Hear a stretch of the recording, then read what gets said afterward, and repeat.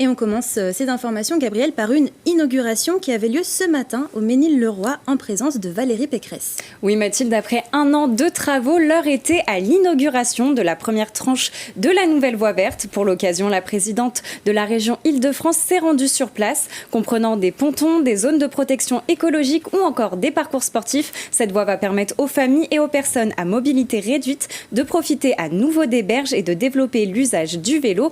On écoute les propos recueillis par Patrick Jacques de Dixmude. On sait que c'est une grande demande de nos concitoyens de toujours développer des aménagements, des pistes cyclables pour pouvoir pratiquer le vélo, que ce soit pour aller au travail ou pour le plaisir en famille. Et donc là, on a un magnifique projet qui permet à la fois de profiter de la nature en bord de Seine et aussi de se déplacer à vélo. Et la deuxième phase des travaux, Mathilde, concernera le raccordement des pistes cyclables en bord de Seine des communes du Pec et de Maisons-Laffitte.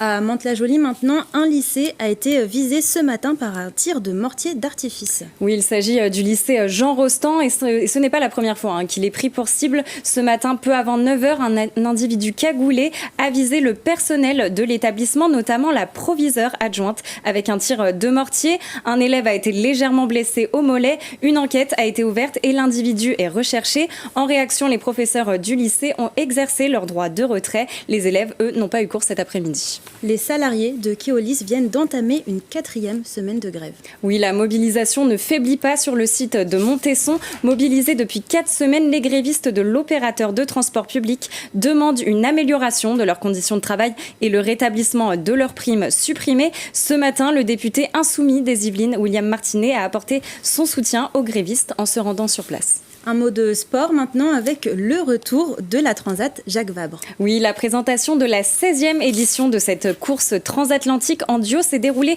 cet après-midi à Paris. Alors parmi les 200 participants, 2 Yvelinois, Louis Burton, originaire de la Selle-les-Bordes près de Rambouillet, partira sur Bureau-Vallée. De son côté, le Versaillais Éric Bellion s'élancera sur son nouveau bateau Stand As One, départ de la course le 29 octobre depuis Le Havre pour rejoindre la Martinique. Et on termine ces informations avec la 5e édition de la Nuit du droit. Ça aura lieu demain soir. Oui, tout à fait. Depuis 2018, cet événement célèbre le droit sur tout le territoire. Chaque 4 octobre, alors l'objectif, c'est de célébrer l'anniversaire de la Constitution et de mieux la faire connaître aux citoyens en organisant des rencontres. À Versailles, plusieurs lieux ouvrent leurs portes au public. C'est le cas du tribunal administratif ou encore du tribunal judiciaire. La faculté de droit de l'université Versailles-Saint-Quentin à Guyancourt participera également à cette nuit du droit. Vous pouvez consulter les lieux et les programmes en détail sur le site qui s'affiche en bas de votre écran. Eh bien, merci beaucoup Gabriel Gontier. Et si vous aussi, vous voyez une information ou une image qui vous a marqué près de chez vous,